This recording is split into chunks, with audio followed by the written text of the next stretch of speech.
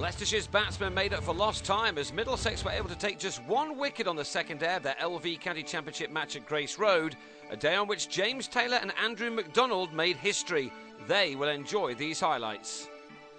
Resuming in trouble on 23 for 2 after being put in, Leicestershire should have lost Matthew Boyce early, but he was dropped by Neil Dexter in the slips off Tim Murtagh. Boyce had batted well on the very short first day, and he was soon into his stride after that early let-off. His young partner Taylor also looked in good nick early on. So much was expected of him this summer after, at the age of 19, he won the Cricket Writers Club Young Player of the Year award and the PCA Young Player of the Year award last season. But for the most part this summer, he's failed to deliver. That was until now. May the 30th, 2010 will go down as a day he will remember for some time. He and Boyce had carried the score to 104 when Boyce had his off-stump removed by Gareth Berg when on 42. But although that wicket fell on the stroke of noon, it was to be the only time Middlesex were able to celebrate all day, on a day which they will want to put to the back of their minds as quickly as possible. McDonald will soon be leaving his county for a while after being selected for the Aussie A team, and he will join them in prime form.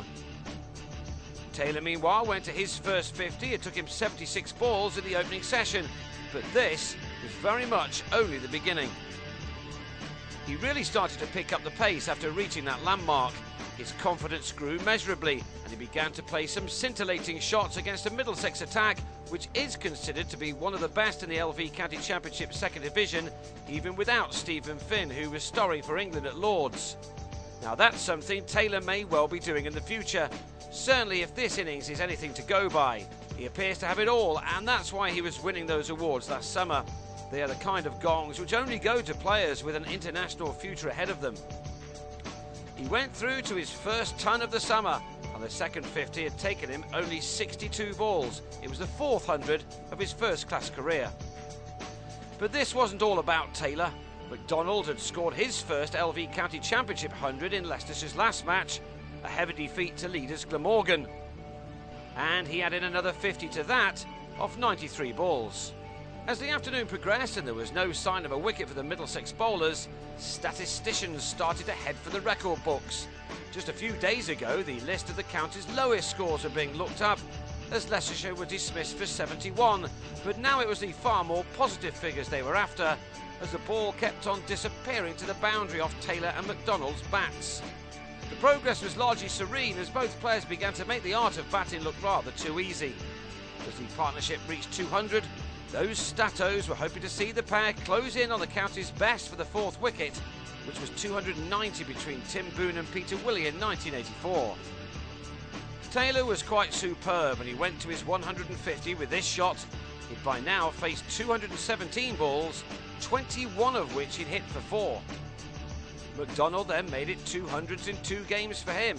He'd also struck 13 fours in an innings which had thus far lasted 158 deliveries. Sean Udall tried 8 different bowlers to break the partnership, which moved on relentlessly. He'd had to make do without Ian O'Brien after lunch because of a suspected thigh muscle injury, but his absence can take nothing away for the 2 batsmen. Taylor had never hit 100 in front of his own supporters before, and he was clearly loving every minute of this knock. Indeed, he likes playing against Middlesex, the county he made his maiden first-class 100 against last summer. The boundaries were really beginning to mount up by the time the final session began. That 290-run stand of 26 years ago was beaten, but Taylor and McDonald still didn't stop as the run rate started moving up towards 5 per over.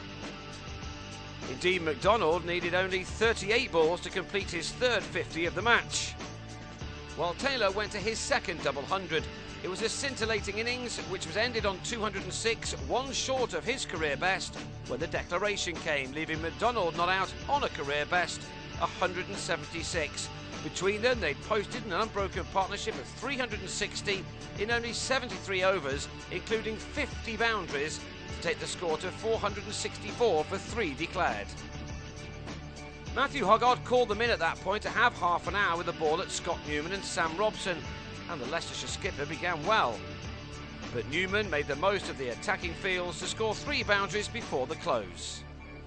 It was a memorable day for the 2 Leicestershire players. They will hope that it doesn't go to waste, and that their bowlers can now do something on day 3, a day Middlesex will start on 19 without loss, 445 runs behind.